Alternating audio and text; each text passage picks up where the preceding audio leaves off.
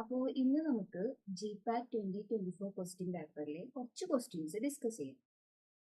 നമ്മൾ എപ്പോഴും ഒരു കോമ്പറ്റേറ്റീവ് എക്സാമിന് ട്രൈ ചെയ്യുമ്പോൾ പ്രീവിയസ് വന്നിരിക്കുന്ന കുറച്ച് ക്വസ്റ്റ്യൻ പേപ്പേഴ്സ് റെഫർ ചെയ്ത് പോകുന്നത് നല്ലതായിരിക്കും.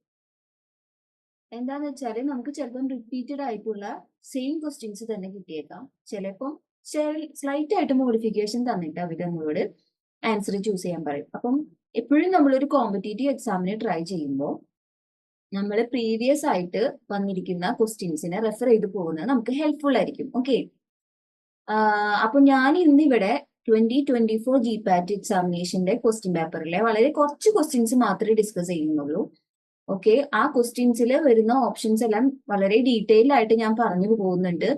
അങ്ങനെ ആവുമ്പോൾ നമുക്ക് അതിന്റെ ഡീറ്റെയിൽസ് കുറേം കൂടെ നമ്മുടെ മൈൻഡിൽ കയറാൻ ഹെൽപ്ഫുൾ ആയിരിക്കും. ഓക്കെ, നമ്മളൊരു കാര്യം ഒന്നോ രണ്ടോ പ്രാവശ്യം കേൾക്കുമ്പോൾ നമുക്കത് മൈൻഡിൽ കയറും അല്ലെ.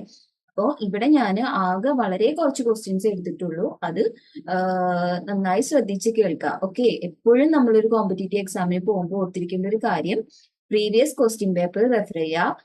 നമ്മളുടെ ലക്ക് അനുസരിച്ച് നമുക്ക് ചിലപ്പം റിപ്പീറ്റഡ് ആയിട്ടുള്ള ക്വസ്റ്റ്യൻസ് കിട്ടിയേക്കാം. ചിലപ്പം വളരെ കുറച്ച് മോഡിഫിക്കേഷൻ മാത്രം ക്വസ്റ്റ്യൻസിൽ തന്നിട്ട് നമ്മളോട് ആൻസർ ചൂസ് ചെയ്യാൻ പറയും. അപ്പോൾ GPAT എക്സാമിനേഷൻ നമ്മളൊരു കോമ്പറ്റേറ്റീവ് എക്സാമിനേഷൻ അല്ലേ നമ്മൾ ട്രൈ ചെയ്യുന്നത്. അപ്പോൾ എപ്പോഴും നമ്മൾ പ്രീവിയസ് ക്വസ്റ്റ്യൻ പേപ്പർ റെഫർ ചെയ്യുക. കൂടാതെ തിയറിയും പഠിക്കണം. അതുകൂടാതെ നമുക്ക് ക്വസ്റ്റ്യൻ പാറ്റേൺ മനസ്സിലാക്കാനും ഇത്തരം ഡിസ്കഷൻസ് സഹായിക്കും. ഓക്കെ, അപ്പൊ നമുക്ക് വീഡിയോയിലേക്ക് പോകാം. ഫസ്റ്റ് നമുക്ക് GPAT 2024 ക്വസ്റ്റ്യൻ വന്നിരിക്കുന്നത്, the below structure represents the drug.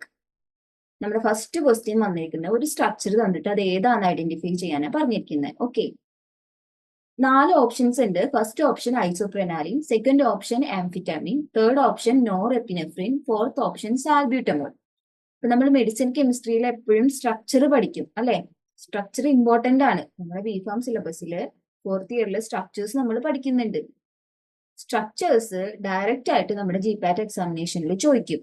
ഒന്നുകിൽ നമ്മളോട് ഐഡന്റിഫിക്കേഷൻ പറയാം, അതല്ലെങ്കിൽ ചില മിസ്സിംഗ് പാർട്ട് തന്നിട്ട് അത് നമ്മളോട് ചൂസ് ചെയ്യാനായിരിക്കും പറയാ. ഓക്കെ, അതല്ലെങ്കിൽ നമ്മളോട് സ്ട്രക്ചർ സെലക്ട് ചെയ്യാൻ പറയും. ഇവിടെ സ്ട്രക്ചർ തന്നിട്ട് നെയിം സെലക്ട് ചെയ്യാനാണ് പറഞ്ഞിരിക്കുന്നത്. ചിലപ്പോ നമുക്ക് സ്ട്രക്ചർ നെയിം തന്നിട്ട് സ്ട്രക്ചർ സെലക്ട് ചെയ്യാൻ വരും. എന്തായാലും നമ്മൾ സ്ട്രക്ചർ തറോ ആയിട്ട് പഠിച്ചിരിക്കുക. ഓക്കെ, ഇതിലിപ്പം 4 ഓപ്ഷൻസ് തന്നിട്ടുണ്ട്. നമ്മൾ ഈ 4 ഓപ്ഷൻസിൽ കൂടെ കടന്നു പോകുമ്പോൾ നമുക്കൊരു സിമിലാരിറ്റി കാണാം. എന്താ അത്? These all 4 drugs are coming under which category? This is under sympathomimetics അല്ലെ. Sympathomimetics എന്ന് പറഞ്ഞാൽ എന്താ? The drugs which mimics the activity of sympathetic nervous system അല്ലെ. അപ്പൊ നമുക്ക് ഈ ഡ്രഗ്സ് ഡിസ്കസ് ചെയ്യുന്നതിന് മുമ്പ് എന്താണ് നെർവസ് സിസ്റ്റം, അതുപോലെ അതിന്റെ ക്ലാസിഫിക്കേഷൻ എന്താണെന്ന് നോക്കാം. ഓക്കെ, നമ്മൾ ഇത് സിംഗിൾ സെക്ഷനിൽ ഡീറ്റെയിൽ ആയിട്ട് നമ്മൾ പറഞ്ഞതാണ്.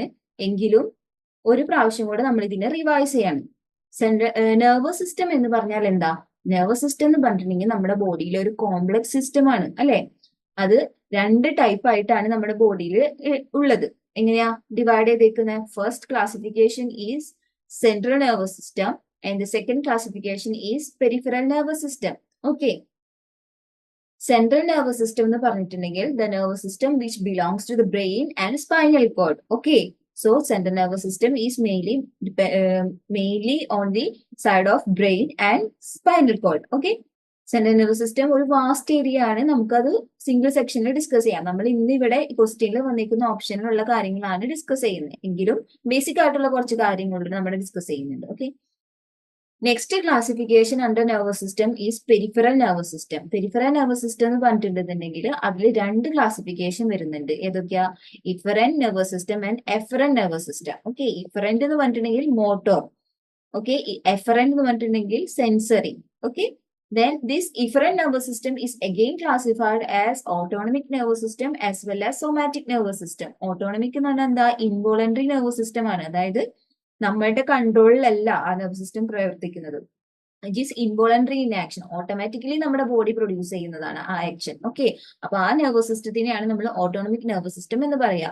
Somatic nervous system means voluntary. നമുക്ക് കൺട്രോൾ ചെയ്യാൻ പറ്റും. നമ്മളുടെ തീരുമാനം പ്രകാരം നമുക്ക് അതിനെ കൺട്രോൾ ചെയ്യാൻ പറ്റും. Okay, so this autonomic nervous സിസ്റ്റത്തിനെ കുറിച്ചിട്ടാണ് നമ്മൾ ഇന്നിവിടെ കൂടുതലായിട്ട് പറയാൻ പോകുന്നത്. കാരണം നമുക്ക് തന്നിരിക്കുന്ന ഓപ്ഷൻ എന്താണ്? സിമ്പത്തോമൈമെറ്റിക്സ് ആണ് അല്ലെ. അപ്പോ autonomic nervous system is of 3 type: parasympathetic, sympathetic and enteric. Okay, then ഇവിടെ നമ്മൾ സിമ്പത്തറ്റിക് നെർവസ് സിസ്റ്റത്തിനെ കുറിച്ചിട്ട് കൂടുതൽ പറയാൻ പോവാ. സിമ്പത്തറ്റിക് നെർവസ് സിസ്റ്റം എന്താ? The nervous system which is producing our body for or preparing our body for fight or flight action. Okay, അങ്ങനെ പറഞ്ഞാൽ എന്താ? അതായത് നമ്മളൊരു, ഫോർ എക്സാമ്പിൾ, നമ്മളൊരു ആക്സിഡന്റിനെ ഫേസ് ചെയ്യാണ്. അപ്പൊ നമ്മുടെ ബോഡി ഓട്ടോമാറ്റിക്കലി അതിനോട് സാമ്യമായിട്ട് നമ്മളുടെ ബോഡിയിൽ കുറച്ച് റിയാക്ഷൻസ് ഉണ്ടാകും. എന്തൊക്കെ കൈൻഡ് ഓഫ് റിയാക്ഷൻസ് ഉണ്ടാകുക? അതായത് നമ്മളുടെ ഹാർട്ട് ബീറ്റ് കൂടും, നമ്മുടെ കാർഡിയാക് ഔട്ട്പുട്ട് കൂടും, നമ്മൾ പെട്ടെന്ന് വേർക്കാൻ തുടങ്ങും. ഇതെല്ലാം നമുക്ക് പെട്ടെന്ന് ഒരു ഫിയർഫുൾ കണ്ടീഷൻ വരുമ്പോൾ നമുക്ക് ബോഡിയിൽ വരുന്നതല്ലേ. അപ്പോ അത്തരം നെർവസ് സിസ്റ്റത്തിന്റെ ആക്ടിവിറ്റിനെയാണ് നമ്മൾ അത്തരം നെർവസ് സിസ്റ്റത്തിന്റെ പേരാണ് എന്ത്? Sympathetic nervous system. ഓക്കെ, അപ്പോ sympathetic nervous system is the nervous system which prepares our body for fight and flight action, fight or flight action. അതായത് ഒരു ഫിയർഫുൾ സിറ്റുവേഷനെ ഫേസ് ചെയ്യാൻ വേണ്ടിയിട്ട് നമ്മുടെ ബോഡിയെ പ്രിപ്പയർ ചെയ്യുന്ന നെർവസ് സിസ്റ്റം ആണ് എന്ത്? Sympathetic nervous system. ഇവിടെ നമുക്ക് സിമ്പത്തറ്റിക് നെർവസ് സിസ്റ്റത്തിൽ വരുന്ന കുറച്ച് കാറ്റഗറി ഓഫ് ഡ്രഗ്സ് ആണ് ഓപ്ഷൻസിൽ തന്നിരിക്കുന്നത്. What you mean by agonist? Agonist എന്ന് പറഞ്ഞിട്ടുണ്ടെങ്കിൽ which is exactly doing the similar activity as that of the particular system. അതായത് എഗോണിസ്റ്റ് എന്ന് പറയുമ്പോൾ ഇവിടെ നമുക്ക് നെർവസ് സിസ്റ്റം പറയാം. നമ്മുടെ നെർവസ് സിസ്റ്റത്തിനോട് അനുബന്ധമായിട്ട് സിമിലർ ആയിട്ട് ചെയ്യുന്ന ആക്ടിവിറ്റി ചെയ്യുന്ന കോമ്പൗണ്ട്സിനെയാണ് നമ്മൾ എഗോണിസ്റ്റ് എന്ന് പറയാം. ആന്റഗോണിസ്റ്റ് എന്താണ്? Which is acting against the action of that particular system. അതായത് ഇപ്പം സിമ്പത്തറ്റിക് നെർവസ് സിസ്റ്റം എടുക്കുകയാണെന്നുണ്ടെങ്കിൽ അതിന്റെ അഗെയിൻസ്റ്റ് ചെയ്യുകയാണെന്നുണ്ടെങ്കിൽ അതിനെ എന്ത് നമുക്ക് വിളിക്കാം? ആന്റഗോണിസ്റ്റ് എന്ന് പറയാം. ഓക്കെ, അപ്പൊ ഇവിടെ നമുക്ക് സിമ്പത്തോമൈമെറ്റിക്സ് ഡ്രഗ്സിനെ കുറിച്ച് നമുക്ക് ഡിസ്കസ് ചെയ്യാം. അതായത് sympathomimetics are those drugs which mimic the activity of sympathetic nervous system. Sympathetic nervous system എന്താ ചെയ്യുക? Prepares our body for fight or flight action. അപ്പോൾ ഓട്ടോമാറ്റിക്കലി സിമ്പത്തോമൈമെറ്റിക്കിന്റെ ആക്ടിവിറ്റി എന്തായിരിക്കും? Which is prepare our body for fight or flight action. ഈ സിമ്പത്തോമൈമെറ്റിക്സിനെ നമുക്ക് adrenergic drugs എന്നും പറയാം. അതായത് അഡ്രിനർജിക് അഗോണിസ്റ്റ് എന്നും പറയാം. പല പല നെയിംസിൽ നമുക്ക് ഈ ഡ്രഗ്സിനെ കാറ്റഗറൈസ് ചെയ്യാം. അഗോണിസ്റ്റ് എന്ന് പറഞ്ഞാൽ നമ്മൾ ഓൾറെഡി ഡിസ്കസ് ചെയ്തു, which is acting similar to that of particular system. അപ്പോ ഇവിടെ സിമ്പത്തോമൈമെറ്റിക്സ് ഓർ സിമ്പത്തറ്റിക് ഡ്രഗ്സ് എന്ന് പറഞ്ഞിട്ടുണ്ടെന്നുണ്ടെങ്കിൽ which is acting similar to that of the sympathetic nervous system. Okay, അപ്പോ ഈ സിമ്പത്തറ്റിക് ഡ്രഗ്സിനെ തന്നെ നമ്മൾ അഡ്രിനർജിക് സിസ്റ്റം എന്ന് പറയും. എന്താ? അതായത് നമ്മുടെ സിമ്പത്തറ്റിക് നെർവസ് സിസ്റ്റത്തിലെ ന്യൂറോ ട്രാൻസ്മിറ്റർ ആണ് അഡ്രിനാലിൻ. അപ്പൊ അതുകൊണ്ട് തന്നെ ആ സിസ്റ്റത്തിന് നമുക്ക് വേറൊരു പേര് കൊടുക്കാം, അഡ്രിനർജിക് നെർവസ് സിസ്റ്റം. ഓക്കെ, അതിൽ അണ്ടറിൽ വരുന്ന അഗോണിസ്റ്റുകളെയാണ് നമ്മൾ adrenergic agonist or adrenergic drugs എന്ന് പറയുന്നത്. ഓക്കെ, അപ്പോ അഡ്രിനർജിക് സിസ്റ്റം എന്താ നമ്മുടെ ബോഡിനെ ചെയ്യുക? Prepares our body for flight and fight action. Okay, അപ്പോൾ ഒരു സ്ട്രെസ്ഫുൾ കണ്ടീഷനിൽ നമ്മുടെ ബോഡിയുടെ കാർഡിയാക് ഔട്ട്പുട്ട് കൂടും, അതുപോലെ തന്നെ ബ്ലഡ് പ്രഷർ കൂടും, അതുപോലെ നമ്മുടെ സ്ട്രോക്ക് വോളിയം കൂടും. ഇതെല്ലാമാണ് നമ്മുടെ സിമ്പത്തറ്റിക് നെർവസ് സിസ്റ്റം ആക്ട് ചെയ്യുന്നത്. ഒരു ഫിയർഫുൾ സിറ്റുവേഷൻ നമ്മുടെ മുന്നിൽ വന്നു കഴിഞ്ഞിട്ടുണ്ടെങ്കിൽ ആക്ട് ചെയ്യുന്നത്. ഓക്കെ, അപ്പൊ നമ്മളിവിടെ സിമ്പത്തോമൈമെറ്റിക്സ് എന്താന്ന് നോക്കി. ഇനി നമുക്ക് സിമ്പത്തോമൈമെറ്റിക്സിന്റെ ക്ലാസിഫിക്കേഷനിലേക്ക് പോകാം. ഓക്കെ, നമ്മുടെ ഡ്രഗ്സ് ക്വസ്റ്റ്യനിൽ തന്നിരിക്കുന്നത് ഫിഗർ ഐഡന്റിഫൈ ചെയ്തിട്ട് ഏതാണ് ഐഡന്റിഫിക്കേഷൻ ആണ് നമ്മളോട് പറഞ്ഞിരിക്കുന്നത്. ഓക്കെ, അപ്പൊ നമുക്ക് അഡ്രിനർജിക് ഡ്രഗ്സ് മൊത്തമായിട്ട് എന്താന്ന് നോക്കാം. Adrenergic drugs or sympathomimetics are mainly classified as 7 groups as according to the action. Okay, first classification is pressure agents. Then second comes cardiac stimulants. Then third comes bronchodilators. Then fourth comes nasal decongestant. Then CNS stimulants are there. Anoretics are there. Then uterine relaxant is there. Okay, അപ്പോൾ ഈ ഡ്രഗ്സിനെയാണ് നമ്മൾ സിമ്പത്തോമൈമെറ്റിക്സ് എന്ന് പറയുന്നത്. Pressure agents എന്ന് പറഞ്ഞാൽ എന്താ? Pressure agents are those drugs which increases the blood pressure. Which all are the drugs coming under this pressure agents? Like noradrenaline, ephedrine, dopamine, phenylephrine, methoxamine, methemphetamine. Okay, then second classification of sympathomimetic drugs are cardiac stimulants, which is what is the activity of these cardiac stimulants? Which will stimulate the cardiac system. അല്ലേ, നമ്മൾ ഒരു fearful സിറ്റുവേഷനെ face ചെയ്യുമ്പോൾ നമ്മുടെ cardiac system stimulate ചെയ്യില്ല ചെയ്യുക. അപ്പോ drugs which is coming under this sympathomimetic drugs are cardiac stimulants. Which all are the examples? Adrenaline, isoprenaline, dobutamine. Okay, then coming the bronchodilators. Bronchodilators എന്ന് പറഞ്ഞിട്ടുണ്ടെങ്കിൽ നമ്മളെ ബ്രോങ്കോസിലോട്ടുള്ള വെസൽസിനെ ഡയലേറ്റ് ചെയ്യുന്ന ഡ്രഗ്സിനെയാണ് ബ്രോങ്കോ ഡയലേറ്റേഴ്സ് എന്ന് പറയുന്നത്. നമുക്ക് ചിന്തിച്ചാൽ തന്നെ അറിയാവുന്ന ഒരു കാര്യമാണ്. ഈ പറയുന്ന ഡ്രഗ്സ് എല്ലാം particularly as depending on the action of sympathetic nervous system. നമുക്ക് ഒരു ഫിയർഫുൾ കണ്ടീഷൻ വരുമ്പോൾ ശ്വാസം കൂടുതൽ എടുക്കണം അല്ലെ? അപ്പൊ എന്ത് വേണം? നമ്മുടെ ബ്രോങ്കിയോൾസിക്കുള്ള വെസൽസ് ഡയലേറ്റ് ചെയ്താൽ നമുക്ക് കൂടുതൽ ഓക്സിജൻ എടുക്കാൻ പറ്റുള്ളൂ അല്ലെ? അപ്പൊ സിമ്പത്തറ്റിക് ഡ്രഗ്സിന്റെ അണ്ടറിൽ ബ്രോങ്കോ ഡയലേറ്റേഴ്സ് അല്ലേ വരേണ്ടത്? അതുകൊണ്ടാണ് ഇവിടെ ബ്രോങ്കോ ഡയലേറ്റേഴ്സ് വന്നിരിക്കുന്നത്. Which all are the examples coming under bronchodilators? It is isoprenaline, salbutamol, terbutaline, salmeterol, formoterol, and formoterol. Okay. Then comes the CNS stimulant.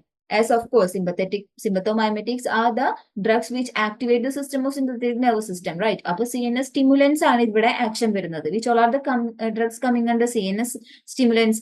Amphetamine, dexamphetamine, methamphetamine, methylphenidate. Okay.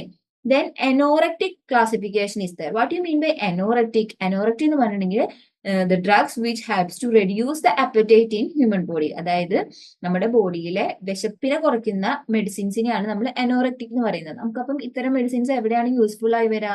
നമ്മൾ diet ഒക്കെ എടുക്കുകയാണെന്നുണ്ടെങ്കിൽ ഈ അനോറക്റ്റിക്സ് നമുക്ക് helpful ആയിരിക്കും അല്ലെ? Which all are the examples coming under anorectic, which is amphetamine, fenfluramine, sibutramine. Okay. Then comes the uterine relaxant. Uterine relaxant example ആണ് Ritodrine, isoxapurin, salbutamol, terbutaline. Okay. Then nasal decongestant. What is the example coming under this nasal decongestant? Xylometazoline, oxymetazoline, nafazoline, phenylephrine, and pseudoephedrine. Okay. Nasal decongestant are the drugs which helps to decongest the vessels of our nasal parts. അപ്പോൾ നമുക്ക് കൂടുതൽ air ഇൻടേക്കിന് സഹായിക്കും. അതാണ് nasal ഡീകൺജസ്റ്റന്റ്. അപ്പൊ നമ്മൾ ഇവിടെ എന്തൊക്കെ നോക്കി? നെർവസ് സിസ്റ്റത്തിന്റെ ക്ലാസിഫിക്കേഷനിൽ മെയിൻ ആയിട്ട് സിമ്പത്തോമൈമെറ്റിക്സിനെ കുറിച്ച് നമ്മൾ പറഞ്ഞു. അതുപോലെ ഇപ്പൊ നമ്മൾ സിമ്പത്തോമൈമെറ്റിക്കിന്റെ ക്ലാസിഫിക്കേഷനും പറഞ്ഞു കഴിഞ്ഞു. ഓക്കെ. നമുക്ക് അടുത്തത് ആൻസറിലോട്ട് പോകാം. Okay. What is the question here? Here a structure is given and we have to identify which is the structure is giving. Okay. Actually, we have to study all the structures. Here I am giving the structures for all these options. First, amphetamine. Amphetamine എന്ന് പറഞ്ഞാൽ എന്താ? അതില് benzene റിംഗിൽ ഒരു side ചെയ്യുന്ന അമീൻ group attach ചെയ്തതിനാണ് amphetamine എന്ന് പറയാ. Okay. Norepinephrine എന്ന് പറഞ്ഞാൽ ഒരു benzene ring 2 hydroxyl group is attaching along with a side chain with amino group with a side group of hydroxyl attachment is there. Okay. Then salbutamol is also having an aromatic ring with 2 hydroxy groups along with a cyclic amino group is present. Salbutamol പ്രത്യേകത എന്താ? cyclic amino group ആണ് അവിടെ ഉള്ളത്. Okay. Then isoprenaline എന്താ? Again an aromatic ring with 2 hydroxy substitution with a amino substitution. Again, this amino group is attached to the 2 methyl groups. അതായത് 2 methane groups are attaching to this amino group. Okay. And also that side chain is also having hydroxyl group. Okay. അപ്പൊ നമ്മൾ ഈ structures എല്ലാം കാണാണ്ട് പഠിക്കുക. ഇപ്പൊ ഈ question തന്നെ നമുക്ക് 4 ക്വസ്റ്റ്യനുള്ള ഓപ്ഷൻസ് കിട്ടി അല്ലെ? ഈ 4 ഓപ്ഷനിൽ നിന്നും നമുക്ക് സ്ട്രക്ചേഴ്സ് ഇതിൽ നിന്ന് കാണാൻ പറ്റും. അപ്പൊ ഇനി എന്ത് ക്വസ്റ്റ്യൻ ഇതിൽ നിന്ന് സ്ട്രക്ചർ റിലേറ്റഡ് വന്നാലും നമുക്ക് ഈ സ്ട്രക്ചർ കണ്ടു കഴിഞ്ഞാൽ മനസ്സിലാവില്ലേ? അപ്പൊ ഇവിടെ നമുക്ക് തന്നിരിക്കുന്ന ഓപ്ഷൻ എന്ന് പറഞ്ഞാല് എന്താണ്? ഐസോപ്രെനാലിൻ ആണ്. ഓക്കെ. നമുക്ക് ഇനി അടുത്ത ക്വസ്റ്റ്യനിലോട്ട് പോകാം. അടുത്ത question, chikusetsu saponin is present in. Okay. Options തന്നിരിക്കുന്നത് first one senega, second one quillaia, third one ginseng and fourth one liquorice. Okay. നമുക്ക് ചിക്കുസെറ്റ്സു സാപ്പോണിനെ കുറിച്ച് പറയുന്നതിന് മുമ്പ് എന്താണ് സാപ്പോണിൻ എന്ന് പറയാം. What you mean by saponin? Saponin എന്ന് പറഞ്ഞാല് it is a naturally occurring compound with soap like property which help to cause foam like action with water. അതായത് സാപ്പോണിൻ എന്ന് പറഞ്ഞിട്ടുണ്ടെങ്കിൽ ഒരു നാച്ചുറലി ഒക്വറിംഗ് ആയിട്ടുള്ള ഒരു compound when in touch contact with water it will be foaming foam. Okay. അതായത് soap like activity ഉള്ള ഒരു naturally occurring കോമ്പൗണ്ടിനെയാണ് നമ്മൾ സാപ്പോണിൻ എന്ന് പറയുന്നത്. ഇവിടെ നമുക്ക് സാപ്പോണിൻസിനെ 3ആയിട്ട് ക്ലാസിഫൈ ചെയ്യാം. എന്താണ്? First one triterpenoidal saponin, second one steroidal saponin and fourth one steroidal alkaloidal saponin. Okay. ഇപ്പൊ ഈ ഒരു ക്വസ്റ്റ്യനിൽ നിന്ന് നമ്മൾ സാപ്പോണിൻസ് എന്താന്ന് പഠിച്ചു, അതിന്റെ ക്ലാസിഫിക്കേഷൻ പഠിച്ചു. നമുക്ക് ഇനി ഒരു ക്വസ്റ്റ്യൻ ചിലപ്പോൾ കിട്ടിയേക്കാം. ചിലപ്പോ ഓപ്ഷൻസ് തന്നിട്ട് ഏതിലാണ് സാപ്പോണിൻസ് പ്രസന്റ് അല്ലാത്തത് എന്നുള്ളത്. അപ്പൊ നമുക്ക് അപ്പോഴും നമുക്ക് ഹെൽപ്ഫുൾ ആയിരിക്കും അല്ലെ? ഇപ്പൊ ഈ പറയുന്ന ക്ലാസിഫിക്കേഷൻ ഓഫ് സാപ്പോണിനിൽ നിന്ന് നമുക്ക് മനസ്സിലായി 3 ടൈപ്പ് ഉണ്ടെന്ന്. ഓക്കെ, ഇതിലും ഡീറ്റെയിൽസ് ആയിട്ട് നമുക്ക് പറയാം. ട്രൈടാർപ്പിനോയിഡ്സിൽ എന്താ വരുന്ന example? Ginsenoside, glycyrrhizin, these all are triterpenoid saponins. Then what is the example for steroidal saponins? Asparasaponins and withanolides. Okay, then what is the example for steroidal alkaloid? Steroidal ആൽക്കലോയിഡ്സിൽ നമുക്ക് tomatine വരുന്നുണ്ട്, അതുപോലെ തന്നെ എസ്ക്യുലോസൈഡ് എ എന്ന് പറയുന്ന കോൺസ്റ്റുവന്റും വരുന്നുണ്ട്. അപ്പൊ നമ്മൾ ഇവിടെ നിന്ന് നമ്മൾ സാപ്പോണിന്റെ ക്ലാസിഫിക്കേഷൻ പഠിച്ചു, 3 type.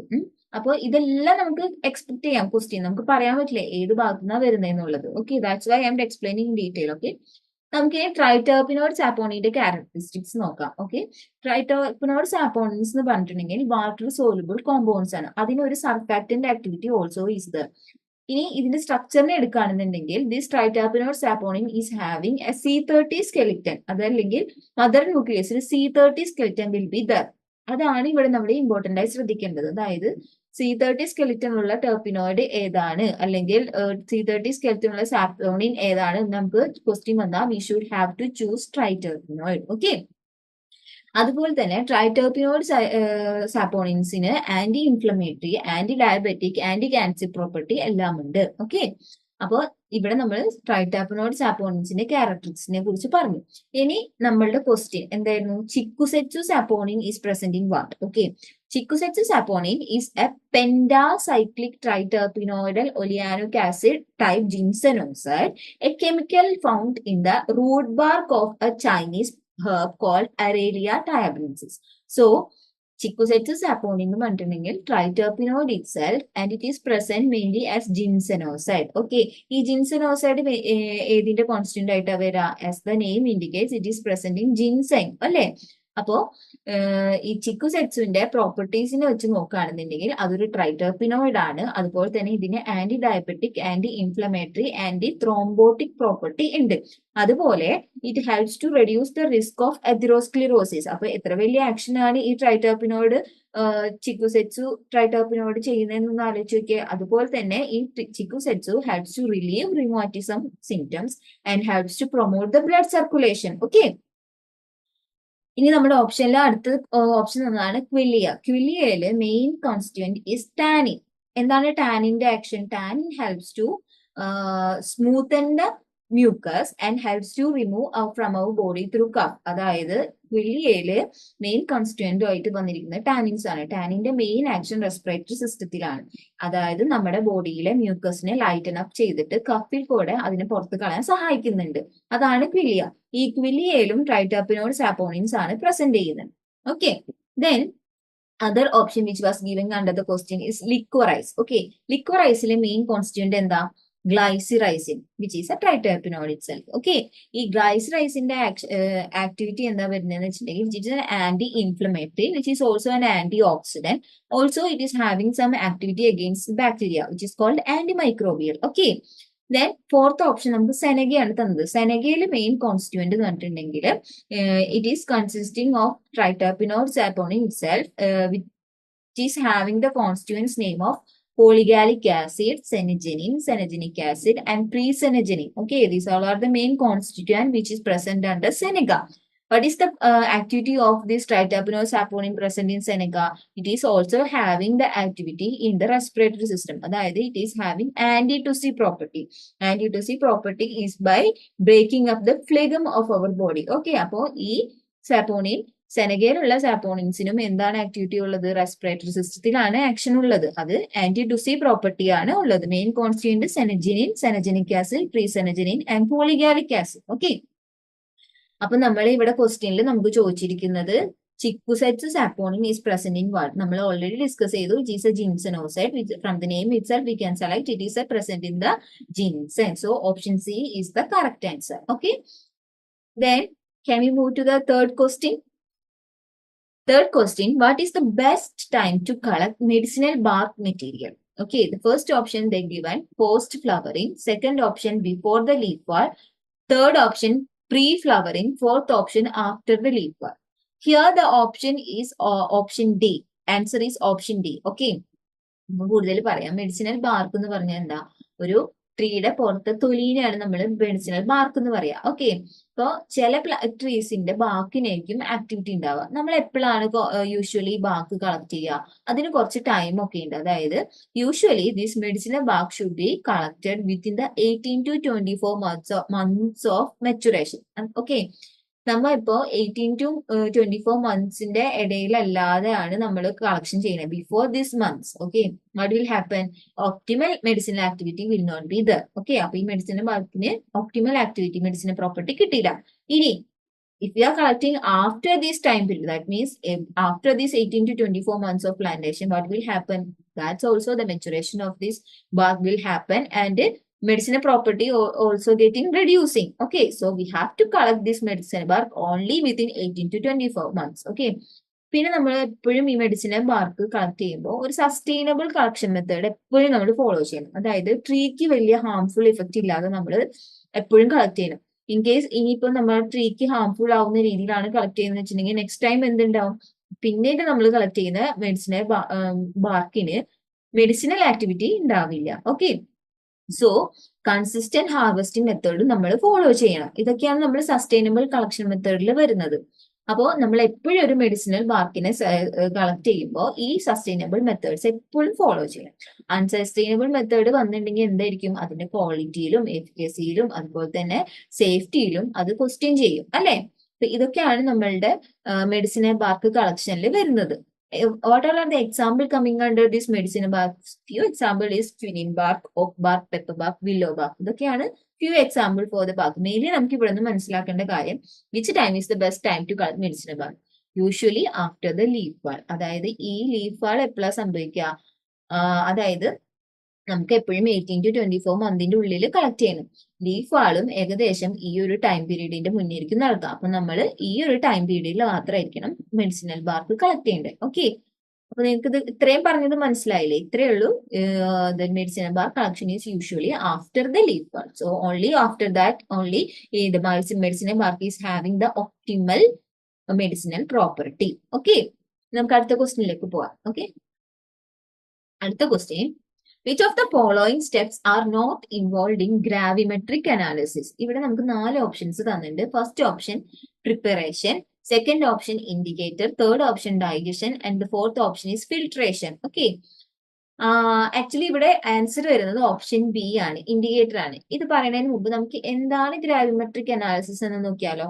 Gravimetric analysis is one of the most accurate and precise method of macro quantitative analysis. അതായത് ഗ്രാവിമെട്രിക് അനാലിസിസിൽ നമ്മൾ എന്താ അനലൈസ് ചെയ്യുന്നത്? Mass of particular analyse that we have to be analysed. അതായത് നമുക്ക് ചില കോമ്പൗണ്ട്സിനെ സോളിഡ്സ് അനലൈറ്റ് ആയിട്ട് കൺവേർട്ട് ചെയ്തിട്ട് അതിന്റെ മാസ് ആണ് നമ്മൾ അനലൈസ് ചെയ്യുന്നത്. അപ്പൊ ഇവിടെ എന്താ? മാക്രോ ക്വാണ്ടിറ്റേറ്റീവ് അനാലിസിസ് ആണ് നടത്തുന്നത്.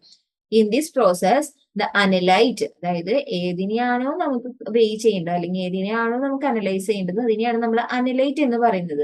അപ്പോ in this process the analyte is selectively converted to insoluble form. നമുക്ക് അപ്പൊ ഇതിൽ നിന്ന് മനസ്സിലാകാം, നമ്മൾ അനലൈറ്റ് ഇൻസോലുബിൾ ഫോം ആയാൽ മാത്രമല്ലേ അതിനെ സെപ്പറേറ്റ് ചെയ്തിട്ട് നമുക്ക് അനലൈസ് ചെയ്യാൻ പറ്റുള്ളൂ. അപ്പൊ പ്രത്യേകം നമ്മൾ ഈ അനലൈറ്റിനെ ഇൻസോലുബിൾ ഫോം ആക്കണം. Usually in this gravimetric analysis insoluble form is forming by the precipitation process. ഓക്കെ, അപ്പൊ ഇവിടെ കുറച്ച് പ്രൊസീജിയേഴ്സ് ഉണ്ട്. ഗ്രാവിമെട്രിക് അനാലിസിസിന് വരുന്ന പ്രൊസീജിയർ എന്താണെന്ന് നമുക്ക് അടുത്ത് നോക്കാം.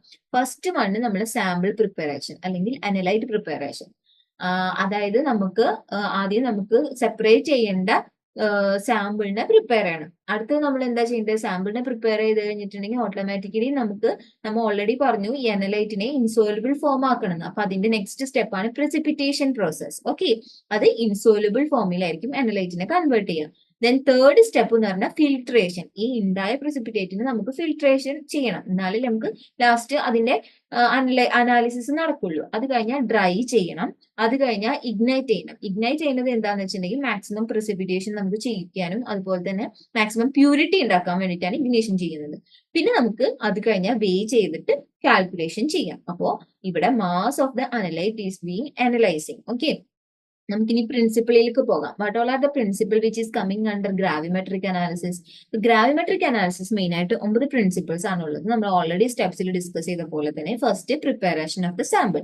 അപ്പൊ നമ്മൾ ഈ സാമ്പിൾ പ്രിപ്പയർ ചെയ്യുമ്പോൾ അതിൽ നമുക്കറിയാം അനലൈറ്റ് ഉണ്ടാകും, അതുപോലെ തന്നെ വേറെ മോളിക്യൂൾസും പ്രസന്റ് ആകാം അല്ലെ. അപ്പൊ നമ്മൾ ചില ഫാക്ടേഴ്സ് അതിനെ എഫക്ട് ചെയ്യുന്നുണ്ട്. Which are the factors which effect in the preparation of the sample? First one എന്ന് പറയുന്നത് വോളിയം ഓഫ് ദ സൊല്യൂഷൻ. അതായത് ഇപ്പൊ വോളിയം കുറേ എടുക്കുകയാണെന്നുണ്ടെങ്കിൽ നമുക്ക് അതിൽ നിന്ന് തിങ്ക് ചെയ്താൽ തന്നെ അറിയാം, അതിൽ നിന്ന് എടുക്കുന്ന analyte also increasing. So what will happen? The volume of the solution is increasing, then the analyte is also getting increasing അല്ലെ. അപ്പൊ വോളിയം ഒരു ഫാക്ടറാണ്. പിന്നെ രണ്ടാമത്തെ ഫാക്ടർ എന്ന് പറഞ്ഞാൽ concentration range of the test substance. അതായത് നമ്മൾ ഭയങ്കര കോൺസെൻട്രേറ്റഡ് ആയിട്ടുള്ള ഒരു അനലൈറ്റ് സൊല്യൂഷൻ ആണ് പ്രിപ്പയർ ചെയ്തതെന്ന് വെച്ചിട്ടുണ്ടെങ്കിൽ ഓട്ടോമാറ്റിക്കലി ദ അനലൈറ്റ് കോൺസെൻട്രേഷൻ, അനലൈറ്റിന്റെ എമൗണ്ടും കൂടും. അപ്പൊ കോൺസെൻട്രേഷൻ ആണ് അനദർ ഫാക്ടർ. തേർഡ് ഫാക്ടർ എന്താ? The presence and concentration of other constituents. ഞാൻ ഓൾറെഡി പറഞ്ഞു, നമ്മളൊരു സാമ്പിൾ പ്രിപ്പയർ ചെയ്യുമ്പോൾ അല്ലെങ്കിൽ അനലൈറ്റ് സൊല്യൂഷൻ പ്രിപ്പയർ ചെയ്യുമ്പോൾ അതിൽ അതർ കോൺസ്റ്റിറ്റ്യൂയൻസ് ആർ ഓൾസോ ദർ. അപ്പോൾ അതിന്റെ പ്രസൻസും കോൺസെൻട്രേഷനും നമ്മളെ അനലൈറ്റിന്റെ അനാലിസിസിനെ ഡിപ്പെൻഡ് ചെയ്യുന്നുണ്ട്. അപ്പൊ അതാണ് അടുത്ത ഒരു factor. Then fourth factor is temperature. What is the effect of temperature on the sample preparation? നമുക്കറിയാം ടെമ്പറേച്ചർ എന്ന് പറയുന്നത് നമ്മുടെ അനലൈറ്റിനെയോ അതല്ലെങ്കിൽ അതർ കോൺസ്റ്റിറ്റ്യൂൻസിനെയോ ഡിസോൾവ് ചെയ്യാനുള്ള ചാൻസ് ഉണ്ട്. അപ്പോൾ ടെമ്പറേച്ചർ ഒരുപാട് കൂടാതെ നോക്കണം, ടെമ്പറേച്ചർ ഒരുപാട് കുറയാതെ നോക്കണം. ഇതും ഒരു അനദർ ഫാക്ടർ ആണ്. Okay, then fifth factor is P H. Acidic P എച്ചും അതുപോലെ തന്നെ ബേസിക് പി എച്ചും നമ്മുടെ ഈ പ്രിപ്പറേഷൻ ഓഫ് സാമ്പിളിനെ എഫക്ട് ചെയ്യുന്നുണ്ട്. ഇതെല്ലാം factors which is affecting the preparation of sample ആണ്. നമുക്കൊരു ക്വസ്റ്റ്യൻ വേണമെങ്കിൽ പ്രതീക്ഷിക്കാം, which all are the factors which is affecting the gravimetric analysis in the preparation ചോദിച്ചിട്ടുണ്ടെങ്കിൽ ഈ ഫാക്ടേഴ്സ് ഉണ്ടെന്നുണ്ടെങ്കിൽ നമുക്ക് അത് സെലക്ട് ചെയ്യാലോ ഈസി ആയിട്ട്. അതിൽ ചിലപ്പം വേറെ ഓപ്ഷൻസ് ആണ് തരുന്നുണ്ടെങ്കിൽ നമുക്ക് അതിനെ റിമൂവ് ആക്കിയിട്ട് ചൂസ് ചെയ്യാൻ പറ്റുന്ന ഓപ്ഷൻസ് ആണ്. ഇപ്പൊ volume, concentration of the test സബ്സ്റ്റൻസും കോൺസെൻട്രേഷൻ ഓഫ് അതർ സബ്സ്റ്റൻസും ടെമ്പറേച്ചറും പി എച്ചും, ഈ സംഭവങ്ങളാണ് ഫാക്ടേഴ്സ് അഫക്റ്റിംഗ് ആയിട്ട് വരുന്നത്. Then what is the next principle coming under gravimetric analysis? That is precipitation process. Precipitation എന്ന് പറഞ്ഞാൽ ഞാൻ പറഞ്ഞു ഓൾറെഡി, നമ്മളുടെ ഗ്രാവിമെട്രിക് അനാലിസിസിൽ നമുക്ക് അനലൈറ്റിനെ സെപ്പറേറ്റ് ആയിട്ട് വേ ചെയ്യണം അല്ലെ. അപ്പൊ അതിന് നമ്മൾ ഇൻസോലബിൾ ഫോം ആക്കുന്ന പ്രൊസീജിയറിനെയാണ് നമ്മൾ എന്ത് പറയാ? precipitation process. Usually in this gravimetric analysis we are using precipitating agent like silver nitrate. So this is an important question, or this should be noted in mind that silver nitrate ആണ് ഇവിടുത്തെ precipitating agent. അപ്പോൾ gravimetric analysis precipitating agent എന്താ? silver nitrate. Okay, അപ്പൊ രണ്ടാമത്തെ principle കഴിഞ്ഞു. ഈ മൂന്നാമത്തെ principle digestion ആണ്. എന്താണ് ഡൈജഷൻ എന്ന് പറഞ്ഞാല്? നമ്മൾ പറഞ്ഞു ഇപ്പൊ നമ്മൾ ഉണ്ടാക്കുന്ന പ്രിപ്പറേഷനിൽ അനലൈറ്റ് കോൺസെൻട്രേഷൻ ഉണ്ടാകും. ഇപ്പം precipitation പ്രോസസ്സിൽ ചിലപ്പോൾ ഫുൾ ആയിട്ട് precipitate ചെയ്ത് വരില്ല. അപ്പൊ അതിനെ കംപ്ലീറ്റ് precipitation ചെയ്യാൻ വേണ്ടിയിട്ടാണ് ഡൈജഷൻ ചെയ്യുന്നത്. എങ്ങനെ നമ്മൾ യൂഷ്വലി ഡൈജഷൻ ചെയ്യാം? അതായത് ഒന്ന് ചൂടാക്കി കഴിഞ്ഞാൽ while heating the further analyte quantity will be getting maximum precipitated. Okay, അപ്പൊ നമുക്ക് മാക്സിമം അനലൈറ്റിനെ കളക്ട് ചെയ്യാൻ പറ്റും. അതാണ് തേർഡ് പ്രിൻസിപ്പിൾ വരുന്നത്, ഡൈജഷൻ. ദെൻ ഫോർത്ത് പ്രിൻസിപ്പിൾ എന്ന് പറഞ്ഞിട്ടുണ്ടെങ്കിൽ ഫിൽട്രേഷൻ ആണ് വരുന്നത്. നമുക്കറിയാം നമ്മളുടെ ഫൈനൽ എയിം എന്താണ്? നമ്മളുടെ അനലൈറ്റിനെ സെപ്പറേറ്റ് ആയിട്ട് അനലൈസ് ചെയ്യലാണ് ഗ്രാവിമെട്രിക് അനാലിസിസിൽ വരുന്നത്. അപ്പോൾ നെക്സ്റ്റ് സ്റ്റെപ്പ് എന്ത് ചെയ്യണം? ഈ precipitate ഫിൽട്രേറ്റ് ചെയ്യണം. അപ്പോൾ usually in this gravimetric analysis നമ്മൾ ആഷ്ലെസ് ഫിൽറ്റർ പേപ്പർ ആണ് നമ്മൾ ലാബിലൊക്കെ നോർമലി യൂസ് ചെയ്യുന്ന ഫിൽറ്റർ പേപ്പർ. ഓക്കെ, അപ്പൊ നമുക്കറിയാം രണ്ട് ടൈപ്പ് ഫിൽറ്റർ പേപ്പർ ഉണ്ട്. ഏതാ? ഫിൽറ്റർ പേപ്പർ നമ്പർ 41ഉം ഫിൽറ്റർ പേപ്പർ നമ്പർ 42ഉം. ഫിൽറ്റർ പേപ്പർ നമ്പർ 41 നമ്മൾ ജനറൽ പർപ്പസിനാണ് യൂസ് ചെയ്യുക. While this filter paper number 42 is used for finer precipitate separation. Okay, അത് ഇമ്പോർട്ടന്റ് ആണ്. നമുക്ക് ചിലപ്പോൾ ക്വസ്റ്റ്യൻ കിട്ടിയേക്കാം, which filter paper is used for finer precipitate separation. നമുക്ക് ഇപ്പോൾ നമ്പർ 42 ആണ് ചൂസ് ചെയ്യേണ്ടത്. ഓക്കെ, അപ്പൊ ഫിൽട്രേഷൻ കഴിഞ്ഞാൽ പിന്നെ അടുത്ത പ്രിൻസിപ്പിൾ എന്താ വരിക? വാഷിംഗ് ചെയ്യണം. അതായത് ഇപ്പൊ നമ്മൾ ഉണ്ടായ precipitate എല്ലാതും ഫിൽട്രേറ്റ് ചെയ്ത് നമ്മുടെ കയ്യിൽ സെപ്പറേറ്റ് കിട്ടി. ഇനി അതിനെ നമ്മൾ ഒരു സ്റ്റെറൈൽ വാട്ടർ വെച്ചിട്ട് നമ്മൾ അതിനെ വാഷ് ചെയ്യണം. ദെൻ നെക്സ്റ്റ് പ്രിൻസിപ്പിൾ, അതിനെ ഡ്രൈ ചെയ്യണം. Then ignition if needed. Okay, then washing, then calculation.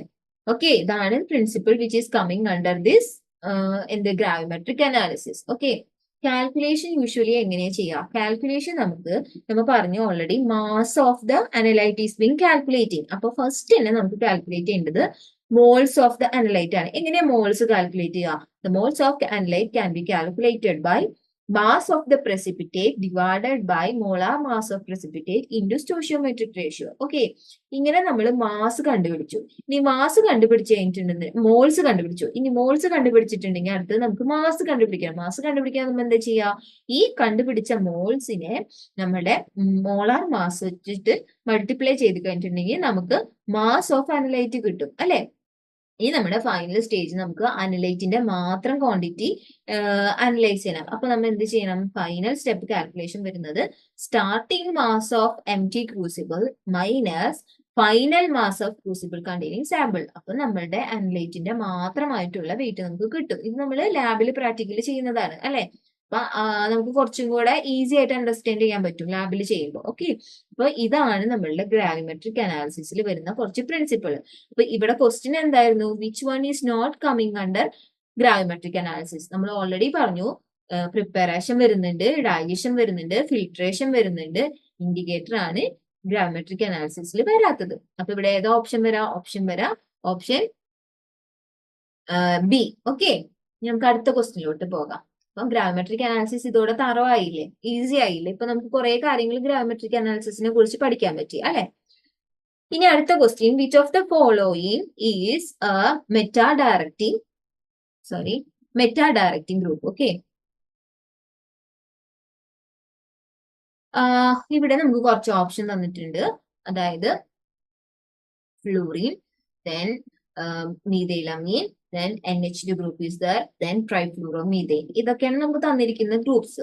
ഇപ്പോ മെറ്റാ ഗ്രൂപ്പ് നമുക്ക് എവിടെ, നമുക്ക് ഇപ്പൊ ഒരു ഇലക്ട്രോഫിലിക് സബ്സ്റ്റിറ്റ്യൂഷൻ ചെയ്തിട്ടുള്ള ഒരു ആരോമാറ്റിക് റിംഗ് ആണെന്നുണ്ടെങ്കിൽ ഈ പോർഷൻസിലൊക്കെയാണ് നമുക്ക് സബ്സ്റ്റിറ്റ്യൂഷൻ പോസിബിൾ ആയിട്ടുള്ളത് അല്ലെ? അല്ലെങ്കിൽ അറ്റാച്ച്മെന്റ് പോസിബിൾ ആയിട്ടുള്ളത്. If attachment is occur in this position of this substitution, what is called this position is called ortho. Okay, then if the substitution is occurring opposite to that of the electrophile which is attaching to the aromatic ring, it is called as para. Okay, then meta directing പറഞ്ഞിട്ടുണ്ടെങ്കിൽ ഈ രണ്ട് പൊസിഷനിൽ വരുന്ന അറ്റാച്ച്മെന്റിനെയാണ് നമ്മൾ meta direct എന്ന് പറയാ. Okay, അപ്പൊ നമുക്ക് ഇവിടെ തന്നിരിക്കുന്ന ഓപ്ഷനിൽ നമുക്കറിയാം CF3 ആണ് meta directing group. All others are not the meta directing group. നമുക്ക് കുറച്ച് ഓപ്ഷൻസ്, നമുക്ക് കുറച്ച് എക്സാമ്പിൾസ് ഈ മെറ്റാ ഡയറക്റ്റിനെ കുറിച്ച് പഠിച്ചു വെക്കണം. അത് നമ്മൾ ബൈ ഹാർട്ട് ആയിട്ട് പഠിക്കുന്നതായിരിക്കും ഈസി. നമ്മൾ കോമ്പറ്റേറ്റീവ് എക്സാമിന് പോകുമ്പോൾ ഈസി ആയിട്ടുള്ള കുറച്ച് മെത്തേഡ്സ് ഫോളോ ചെയ്യണം അല്ലെ? അപ്പൊ മെറ്റാ ഡയറക്റ്റിംഗ് ആയിട്ടുള്ള കുറച്ച് ഗ്രൂപ്പിനെ നമ്മൾ ബൈ ഹാർട്ട് ചെയ്ത് കണ്ടിട്ടുണ്ടെങ്കിൽ നമുക്ക് ആ ഓപ്ഷൻ ചൂസ് ചെയ്യാൻ പറ്റും. ഏതൊക്കെയാണ് മെറ്റാ ഡയറക്റ്റിംഗ് ഗ്രൂപ്പ്സ്?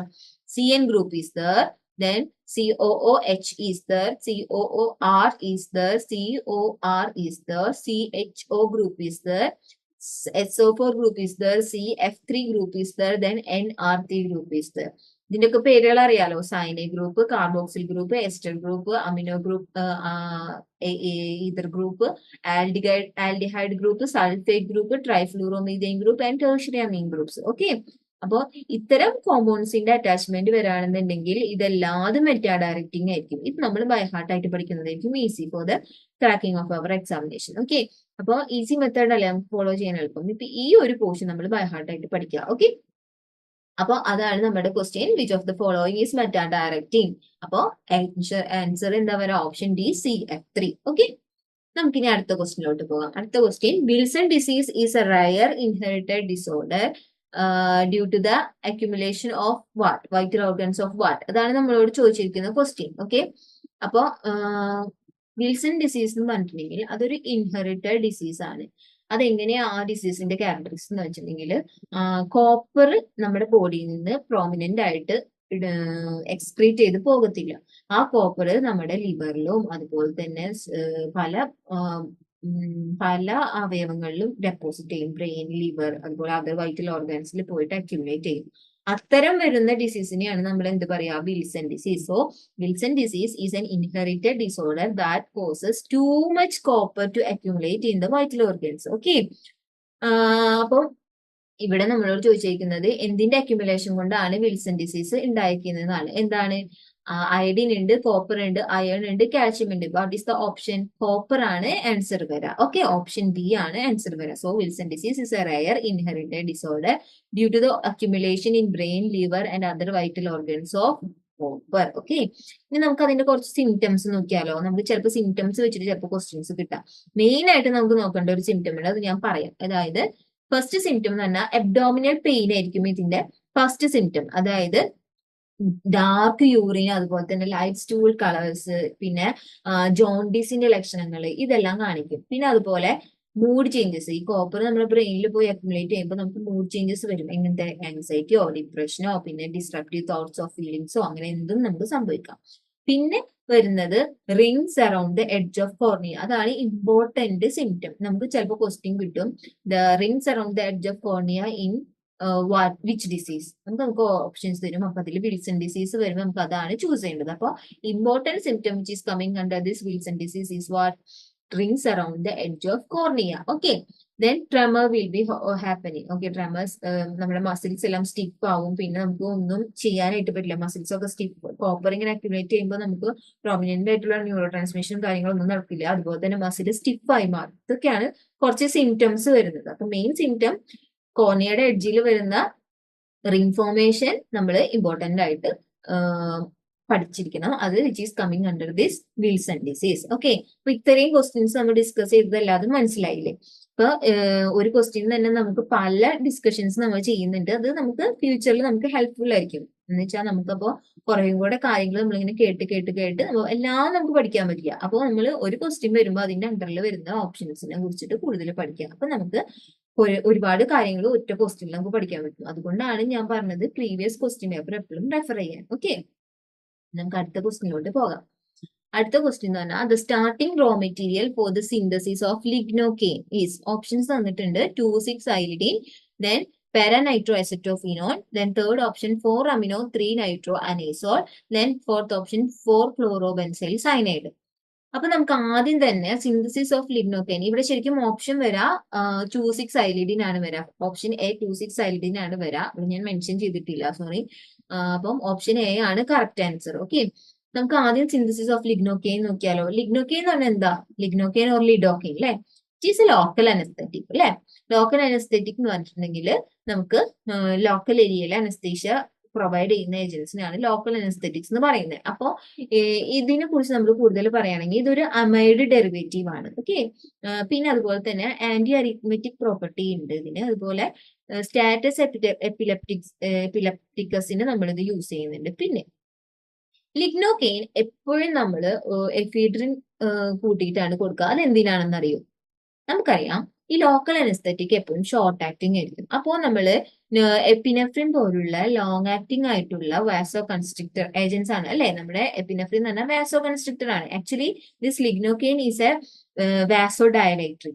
അപ്പോ ഈ വാസോ കൺസ്ട്രിക്ടറിന്റെ കൂടെ കൊടുക്കുമ്പോൾ നമ്മുടെ ലിഗ്നോകെയിന്റെ ബയോ അവൈലബിലിറ്റി കൂട്ടും. അതായത് അതിന്റെ ഷോർട്ട് ആക്ടിങ് മാറ്റിയിട്ട് അതിനെ നമുക്ക് കുറച്ചും കൂടെ ഡ്യൂറബിൾ ആയിട്ട് യൂസ് ചെയ്യാൻ പറ്റും. അതുകൊണ്ടാണ് എപ്പോഴും ഈ lignocaine is administered along with epinephrine. Okay, so usually lignocaine is having vasodilatory action, always used in combination with vasoconstrictor. Why? Because it helps to prolong the action of lignocaine. Okay, അതൊരു important point ആണ് കേട്ടോ. പിന്നെ അടുത്തത് നമുക്ക് ഇനി സിന്തസിസിലോട്ട് പോകാം. The first content which is coming under the synthesis of this lignocaine is xylidine. Okay, xylidine എന്ന് പറഞ്ഞിട്ടുണ്ടെങ്കിൽ ഈ ഒരു കോമ്പൗണ്ടിനെയാണ് നമ്മൾ സൈലിഡിൻ എന്ന് പറയുന്നത്. ഏത്? ഈ ഒരു കോമ്പൗണ്ടിനെയാണ് നമ്മൾ സൈലിഡിൻ എന്ന് പറയുന്നത്. Okay, xylidine 2,6-iodine when react with chloroacetyl chloride. ഈ കോമ്പൗണ്ടിനെ നമ്മൾ ക്ലോറോഅസറ്റൈൽ ക്ലോറൈഡ് എന്ന് പറയാം.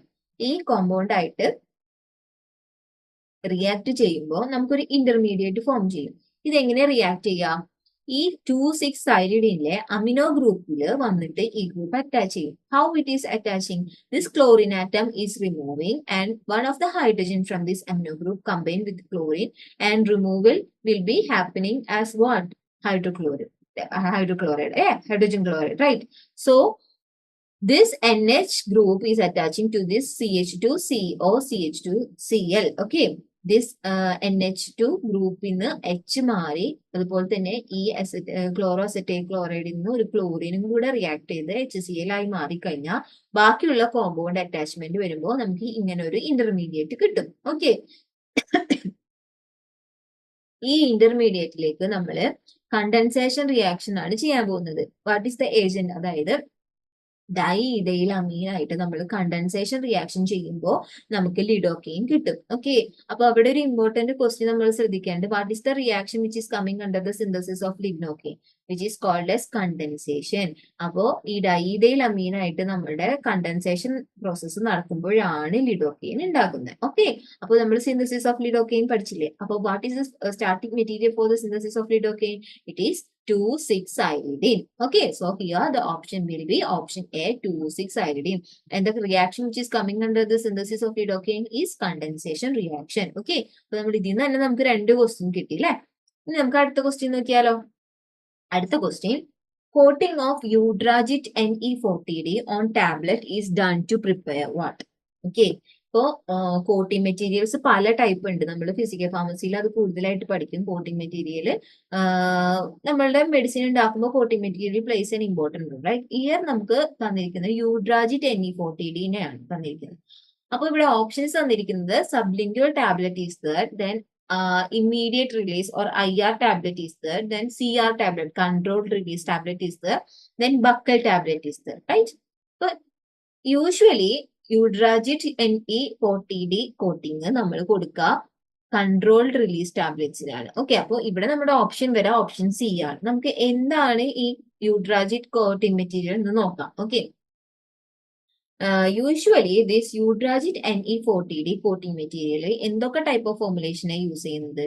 കൺട്രോൾ റിലീസ് ഡെലിവറിക്ക് നമ്മൾ യൂസ് ചെയ്യും. അതായത് ഈ കോട്ടിങ് നമ്മുടെ ബോഡിയിൽ ഈ ഡ്രഗിനെ ഒരു കൺട്രോൾ റിലീസ് ആയിട്ട് റിലീസ് ചെയ്യാൻ വേണ്ടിയിട്ട് സഹായിക്കും. അപ്പൊ നമ്മൾ എപ്പോഴും യൂഡ്രാജിറ്റ് Ne40D coating is usually used for control drug delivery. Okay, then next formulation which is used using this യൂഡ്രാജിറ്റ് Ne40D is sustained release tablet. Okay, അതിന്റെ പർപ്പസ് ഒരു സസ്റ്റെയിൻഡ് ആയിട്ട് വേണം നമ്മുടെ ഡ്രഗിനെ റിലീസ് ചെയ്യാൻ വേണ്ടിയിട്ട്. അപ്പൊ നമുക്ക് യൂഡ്രാജിറ്റ് Ne40D കോട്ടിംഗ് ആണ് യൂസ്ഫുൾ ആയിട്ട് വരിക. Next formulation which is using this യൂഡ്രാജിറ്റ് Ne40D is enteric coating. What is the main purpose of this enteric tablets? Enteric tablets എവിടെയാണ് നമുക്ക് റിലീസ് ചെയ്യാൻ പറ്റുക? അതായത് ഗ്യാസ്ട്രോഇന്റെസ്റ്റിനൽ സിസ്റ്റത്തിലെ മെഡിസിൻ റിലീസ് ചെയ്യുന്ന ടൈപ്പ് ഓഫ് ഫോർമുലേഷൻ ആണ് ഈ എൻട്രികോട്ടിംഗ് ടാബ്ലറ്റ്സ് അല്ലെ. അപ്പൊ ഈ എൻട്രികോട്ടിംഗ് ടാബ്ലറ്റ്സിലും നമ്മൾ Eudragit Ne40D coating material use ചെയ്യുന്നുണ്ട്. Okay, then fourth formulation which is using this Eudragit Ne40D is film coating. Okay, അപ്പോ 4 ടൈപ്പ് ഓഫ് ഡെലിവറി സിസ്റ്റത്തിലാണ് അല്ലെങ്കിൽ ഡെലിവറി ടൈപ്പ് ഓഫ് ടാബ്ലറ്റ്സിലാണ് നമ്മൾ യൂഡ്രാജിറ്റ് Ne40D യൂസ് ചെയ്യുന്നത്. കൺട്രോൾ റിലീസിൽ, അതുപോലെ സസ്റ്റെയിൻ റിലീസ്, അതുപോലെ entry coating, അതുപോലെ feeling coating. അപ്പൊ ഇതിന്റെ എല്ലാം പർപ്പസ് എന്ന് വെച്ചിട്ടുണ്ടെങ്കിൽ നമ്മുടെ മെഡിസിന് പെട്ടെന്ന് റിലീസ് ചെയ്ത് അതിന്റെ ബയോഅവൈലബിലിറ്റി കുറയ്ക്കുന്ന ഒരു പ്രവണതയെ തടയാൻ വേണ്ടിയിട്ടാണ് ഇത്തരം ടൈപ്പ് ഓഫ് കോട്ടിംഗ് നമ്മൾ കൊടുക്കുന്നത്. നമ്മുടെ എപ്പോഴും എയിം എന്താ? Bioavailability of our drug should be high in our body, എന്നാലേ നമുക്ക് അതിന്റെ ആക്ഷൻ കിട്ടുള്ളൂ അല്ലെ. അപ്പോ യൂഡ്രാജിറ്റ് Ne40D പോലുള്ള കോട്ടിംഗ് മെറ്റീരിയൽ യൂസ് ചെയ്താൽ അപ്പോ ഇത്തരം റിലീസിനെ നമുക്ക് സഹായിക്കുന്നുണ്ട്. Okay, so here the option will be option C, controlled release tablet. Okay, അപ്പൊ യൂഡ്രാജിറ്റ് Ne40D നമുക്ക് ക്വസ്റ്റ്യൻ വന്നു കഴിഞ്ഞാൽ മനസ്സിലാകും അല്ലെ. ഇനി അടുത്തത് നമുക്ക് പോകാം. അടുത്ത question, during compression of tablet dwell time is. Okay, here some options is there. Option A, time it takes for the punches to punch tablet. Option B, time it takes for the punches to stop moving vertically and to achieve maximum penetration in the primary compression rollers. Option C, time it takes for the punches to eject the tablet. Option D, time it takes for the punches to eject the tablet under the primary compression roller. അപ്പോൾ നമുക്ക് dwell time എന്താന്ന് നോക്കാം. Dwell time എന്ന് പറഞ്ഞിട്ടുണ്ടെങ്കിൽ it is the amount of time a tablet head flat surface is in contact with the compression of roller of a rotary tablet press. അപ്പോൾ dwell time എന്ന് പറഞ്ഞാൽ എന്താ? നമുക്ക് ഇവിടെ നമുക്ക് ഓപ്ഷൻ വരാം ഓപ്ഷൻ ബി ആണ്. Time it takes for the punches to stop moving vertically and to achieve maximum penetration in the primary compression rollers. Okay, അതിനാണ് നമ്മൾ dwell time എന്ന് പറയാം. നമുക്ക് ടാബ്ലറ്റിംഗ് പ്രോസസ്സിനെ കുറിച്ച് ഫസ്റ്റ് നോക്കാം. ഓക്കെ, ടാബ്ലറ്റിംഗ് പ്രോസസ്സ് നമ്മൾ യൂഷ്വലി എന്ത് വെച്ചാൽ ചെയ്യുക? അതായത് റോട്ടറി ടാബ്ലറ്റ് പ്രസ് വെച്ചിട്ടാണ് നമ്മൾ ടാബ്ലറ്റ് ഉണ്ടാക്കുക അല്ലെ. അപ്പൊ ഈ മെഷീനിൽ നമുക്ക് 2 പോർഷൻസ് കാണാം, 3 പോർഷൻസ് ഉണ്ട്. അതായത് upper punch will be there and lower punch is there and die is there, right. അപ്പൊ ആദ്യം തന്നെ നമ്മൾ എന്താ ചെയ്യേണ്ടത്? നമ്മുടെ ടാബ്ലറ്റ് ഉണ്ടാക്കേണ്ട പൗഡർ നമ്മൾ ഈ ഡൈയിലോട്ട് ഫിൽ ചെയ്യും. Okay. Once the die is filled, then what will happen? Lower moves up to remove the excess punch. അതായത് ലോവർ പഞ്ച് മുകളിലോട്ടായിട്ട് എക്സസ് പൗഡറിനെ റിമൂവ് ചെയ്യും. നമുക്ക് എപ്പോഴും നമ്മുടെ ഫോർമുലേഷനിൽ മെയിൻറ്റെയിൻ ചെയ്യേണ്ട ഒരു കാര്യമാണ് കോൺസെൻട്രേഷൻ ഓഫ് ദ മെഡിസിൻ അല്ലെ. അതായത് ഡ്രഗിന്റെ കോൺസെൻട്രേഷൻ എപ്പോഴും നമുക്ക് മെയിൻറ്റെയിൻ ചെയ്ത് പോകണം. അപ്പോൾ equal quantity of the powder should be there for the preparation of our tablet. അപ്പോൾ നമ്മളൊരു ടാബ്ലറ്റ് ഉണ്ടാക്കേണ്ട പൗഡർ ഡൈയിലോട്ട് ഇട്ട് കഴിഞ്ഞാൽ ലോവർ പഞ്ച് ഒന്ന് മൂവ് ചെയ്തിട്ട് ആ dye amount of powder will be making it equal. Okay. Then after that, upper punch will move downwards and lower punch will move upwards. അപ്പൊ എന്താവും automatically our powder will be getting compressed in between these two punches. Okay. അപ്പൊ ഇവിടെ വരുന്ന ഈ ഒരു ടൈമിനെയാണ് നമ്മൾ എന്ത് പറയാ dwell time. Okay. The powder which is compressed between the lower and upper punch in a rotary tablet press is mainly called as the dwell time. നമ്മൾ അതിന്റെ ഡെഫിനേഷൻ നമ്മൾ പ്രോപ്പർ ആയിട്ട് അത് പഠിച്ചു വെക്കുക.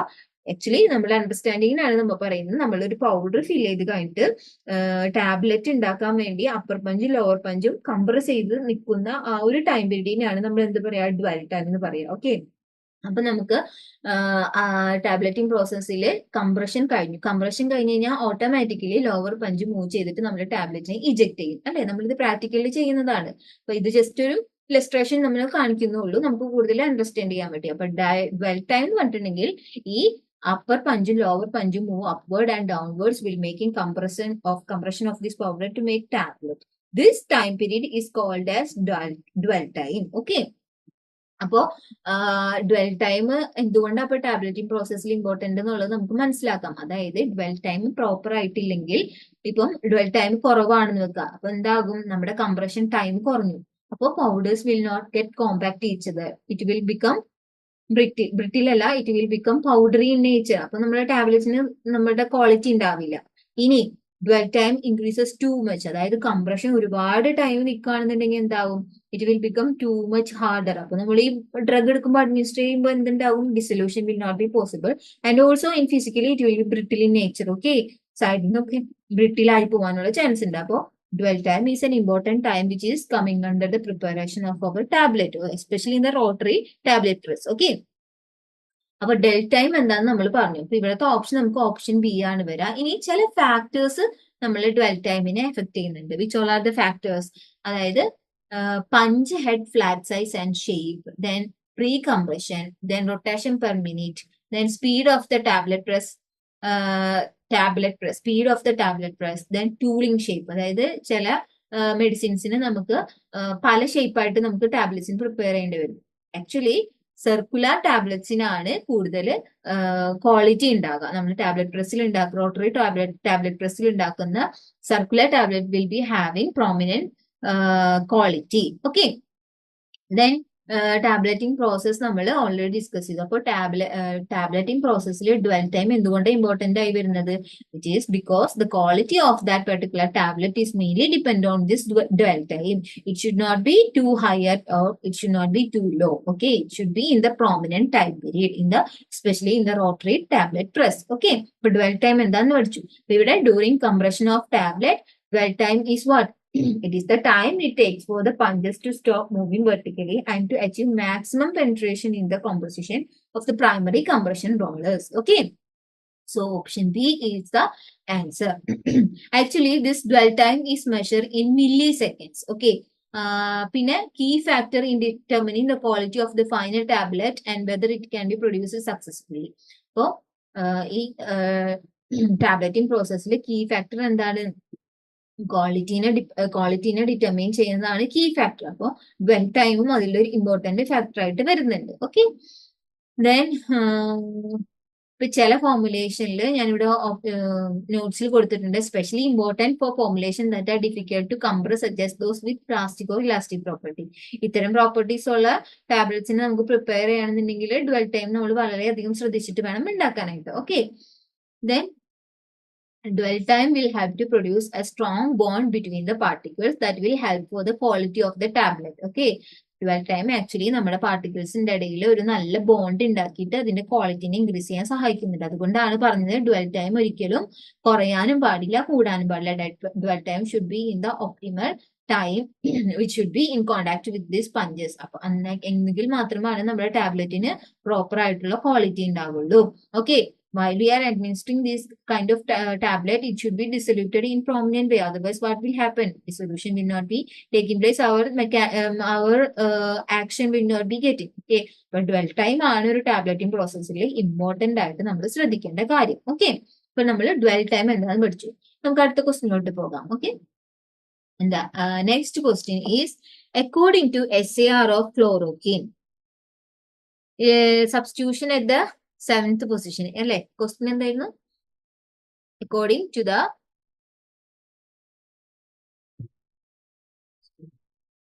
To SAR of chloroquine electron dash നമുക്ക് fill ചെയ്യണം. അതായത് ഇവിടെ ഓപ്ഷൻസ് തന്നിട്ടുണ്ട്. Option A, withdrawing group at 6th position of the quinoline ring is important for the inhibition of hemozoin formation.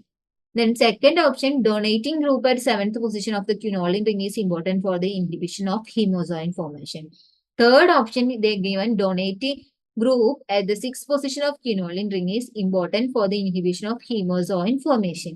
Then fourth option, they give withdrawing group at the 7th position of quinoline ring is important for the inhibition of hemozoin formation.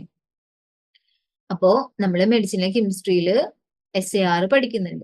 നമ്മളെ maximum പറ്റാവുന്ന SAR understand ചെയ്തിട്ട് വേണം പോകാൻ. കാരണം GPAT എക്സാമിനേഷനിൽ നമുക്ക് ഇതുപോലെ direct questions കിട്ടും SARന്റെ. അപ്പോ ഈസി ഫോർ ബബ്ലിംഗ്, റൈറ്റ്? അല്ലെങ്കിൽ easy for finding the answer, അല്ലെ?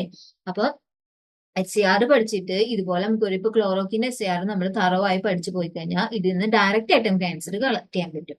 അപ്പൊ ഇവിടെ എന്തായിരിക്കും വരിക? ഇവിടെ ആക്ച്വലി ഓപ്ഷൻ D ആണ് ആൻസർ വരിക. നമുക്കത് എങ്ങനെയാണെന്ന് നോക്കാം. ഇപ്പൊ ക്ലോറോക്വിന്റെ സ്ട്രക്ചർ ആണ് ഇവിടെ നമ്മൾ തന്നിരിക്കുന്നത്. ഓക്കെ, അപ്പോ നമ്പറിംഗ് കൊടുത്തിട്ടുണ്ട്. ഫസ്റ്റ് നൈട്രജൻ നമ്പറിംഗ് കൊടുത്തു. ഇത് 1 2 3 4 5 6 7 8 9 10 11 12 13 14 15 16 17 ഇങ്ങനെയാണ് നമ്പറിംഗ് പോണത്. നമുക്ക് SAR പറയാം. അതായത് ഫസ്റ്റ് SAR ഇപ്പോ R1 സബ്സ്റ്റിറ്റ്യൂഷൻ ആണ് വരുന്നത് എന്നുണ്ടെങ്കിൽ R1 സബ്സ്റ്റിറ്റ്യൂഷൻ എന്ന് വെച്ചാൽ usually the substitution which is ഇവിടെ വരുന്ന സബ്സ്റ്റിറ്റ്യൂഷനാണ് നമ്മൾ R1 സബ്സ്റ്റിറ്റ്യൂഷൻ എന്ന് പറയാം. അതുപോലെ തന്നെ ഈ ഒരു സബ്സ്റ്റിറ്റ്യൂഷനെ നമുക്ക് R2 സബ്സ്റ്റിറ്റ്യൂഷൻ എന്ന് പറയാം. ഇതിൽ നമുക്ക് വെറുതെ R2 സബ്സ്റ്റിറ്റ്യൂഷൻ എന്ന് പറയാൻ പറ്റില്ല, കാരണം NH ഗ്രൂപ്പിനോട് അറ്റാച്ച് ചെയ്തിരിക്കുന്നതാണ്. അപ്പോൾ NH ഗ്രൂപ്പിനോട് അറ്റാച്ച് ചെയ്തിരിക്കുന്ന ഈ ഒരു ആൽക്കൈൽ ഗ്രൂപ്പിന് നമുക്ക് R2 ആയിട്ട് കൊടുക്കാം. ഓക്കെ, അപ്പോൾ the substitution which is coming under the third position is R1 substitution. Okay, അപ്പൊ R1 സബ്സ്റ്റിറ്റ്യൂഷനിൽ നമുക്ക് ഒരു മീഥൈൽ ഗ്രൂപ്പ് വന്നാൽ എന്താ സംഭവിക്കുക?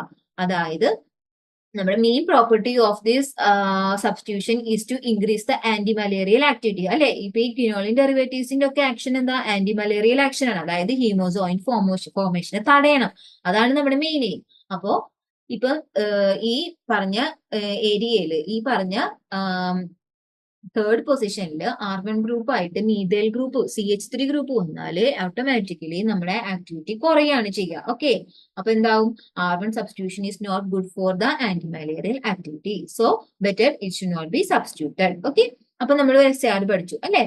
അതായത് R1 substitution is not good for the anti malarial activity. ഇനി നമുക്ക് അടുത്ത സബ്സ്റ്റിറ്റ്യൂഷനെ കുറിച്ച് പറയാം. അടുത്ത സബ്സ്റ്റിറ്റ്യൂഷൻ എന്ന് പറഞ്ഞാല് C7 സബ്സ്റ്റിറ്റ്യൂഷൻ. C7 സബ്സ്റ്റിറ്റ്യൂഷൻ എന്ന് പറഞ്ഞാൽ in chloroquine C7 already substituted with chlorine, അല്ലെ?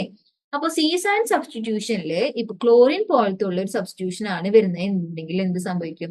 Anti malarial activity will be getting increasing. Okay, ക്ലോറോക്വിനിൽ ക്ലോറിൻ വരുന്നത് കൊണ്ട് തന്നെ ഇതിന് ഏറ്റവും നല്ല ആന്റി മലേറിയൽ ആക്ടിവിറ്റി ആണ് കിട്ടിയിരിക്കുന്നത്. ഓക്കെ, അപ്പൊ C7 substitution is always with chlorine will be increasing the anti malarial activity. Okay, then നമുക്ക് ഞാൻ ഓൾറെഡി പറഞ്ഞു ഈ NHന്റെ കൂടെ വന്നിരിക്കുന്ന ആൽക്കൈൽ ഗ്രൂപ്പിനെ നമുക്ക് R2 ആയിട്ട് സങ്കല്പിക്കാം. അപ്പം NHR2 സബ്സ്റ്റിറ്റ്യൂഷനെ കുറിച്ച് പറഞ്ഞാലോ? അതായത് NHR2 സബ്സ്റ്റിറ്റ്യൂഷനിൽ കുറച്ച് കാര്യങ്ങൾ നമുക്ക് ശ്രദ്ധിക്കാം. NHR2 സബ്സ്റ്റിറ്റ്യൂഷനിൽ മെയിൻ ആയിട്ട് ഈ R2 group is substituted with di alkyl amino group. Di alkyl amino alkyl group ആണ് സബ്സ്റ്റിറ്റ്യൂഷനിൽ വരുന്നത്. അതായത് ക്ലോറോക്കിനിൽ കാണുന്നത് പോലെ 4-ഡൈ-ഈഥയിൽ അമിനോ 1-മീഥൈൽ ബ്യൂട്ടൈൽ സൈഡ് ചെയിൻ ആണ് വരുന്നത് എന്നുണ്ടെന്നുണ്ടെങ്കിൽ അതിന്റെ anti malarial activity is getting increasing. Okay, അപ്പൊ ആ particular type of alkyl substitution എന്ത് ചെയ്യുന്നുണ്ട്? ആന്റി മലേറിയൽ ആക്ടിവിറ്റി ഇൻക്രീസ് ചെയ്യുന്നുണ്ട്. ഇനി അതുപോലെ തന്നെ ഇപ്പൊ ഈ NH2 സബ്സ്റ്റിറ്റ്യൂഷനിൽ അമിനോ ഗ്രൂപ്പ് ഉണ്ട് അല്ലെ? ഈ അമിനോ ഗ്രൂപ്പ് ആണ് DNA സിന്തസിസ് ഇൻ പാരസൈറ്റിനെ ഇൻഹിബിറ്റ് ചെയ്യുന്നത്. ഇപ്പൊ അമിനോ ഗ്രൂപ്പ് ഇല്ലാന്നുണ്ടെന്നുണ്ടെങ്കിൽ നമ്മളുടെ പാരസൈറ്റിന്റെ DNA സിന്തസിസിനെ പ്രിവെന്റ് ചെയ്യാൻ പറ്റില്ല. അപ്പൊ എന്താവും? Automatically anti malarial activities getting reducing, right? അപ്പോ അമിനോ ഗ്രൂപ്പ് ആണ് നമ്മളുടെ ആന്റി മലേറിയൽ പ്രോപ്പർട്ടി തരുന്നത്. ഇനി അമിനോ ഗ്രൂപ്പിൽ തന്നെ amino group is if NHR2, this R2 is substituted with this particular dialkyl amino alkyl group, the antimalarial activity is increasing. ഈ എല്ലാ പോയിന്റ്സും important ആണ് കേട്ടോ. നമുക്ക് ഈച്ച് ആൻഡ് എവറി പോയിന്റ്സ് എടുത്തിട്ട് നമുക്ക് ക്വസ്റ്റ്യൻ കിട്ടാം. ഓക്കെ, അപ്പം ഈ SAR കൊടുത്തിരിക്കുന്ന എല്ലാ കാര്യങ്ങളും നമ്മൾ മൈൻഡിൽ വെക്കുക. ഇവിടെ നമ്മൾ ആകെ ഒരു കോമ്പൗണ്ട് ഡിസ്കസ് ചെയ്യുന്നുള്ളൂ, chloroquine.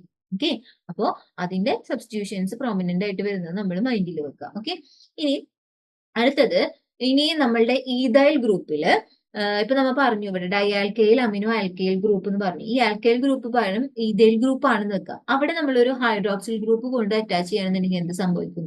Automatically the activity of antimalarial actions will be getting reducing. Okay, അപ്പൊ നമ്മൾ ബെറ്റർ നമുക്ക് ഹൈഡ്രോക്സിലേഷൻ നമുക്ക് ചെയ്യാണ്ടിരിക്കുകയാണ് നല്ലത്. Okay, then introduction of unsaturation എന്ന് പറഞ്ഞെങ്കിൽ introduction of double bond or triple bond. അപ്പോൾ അങ്ങനെ അത്തരം അൺസാച്ചുറേഷൻ വന്നാലും നമുക്ക് എന്ത് ചെയ്യാം? ആക്ടിവിറ്റി കുറയാണ് ചെയ്യുക. അപ്പൊ ആന്റിമലേറിയൽ ആക്ടിവിറ്റി കുറയും. ഓക്കെ, ദെൻ ടേർഷ്യറി അമീനാണ് നമ്മളുടെ സൈഡ് ചെയിൻ അറ്റാച്ച്മെന്റ് വരുന്നതെന്ന് വെച്ചിട്ടുണ്ടെങ്കിൽ അത് നമ്മളുടെ ആക്ടിവിറ്റിനെ ഇൻക്രീസ് ചെയ്യും. ഓക്കെ, അപ്പോൾ tertiary amine increases the activity while unsaturation decreases the activity. ഇനി നമുക്ക് ഒരു കാര്യം കൂടെ പറയാം. എന്താ? ആരോമാറ്റിക് റിങ് സൈഡ് ചെയിനിൽ വരാണെങ്കിൽ എന്തുണ്ടാവും?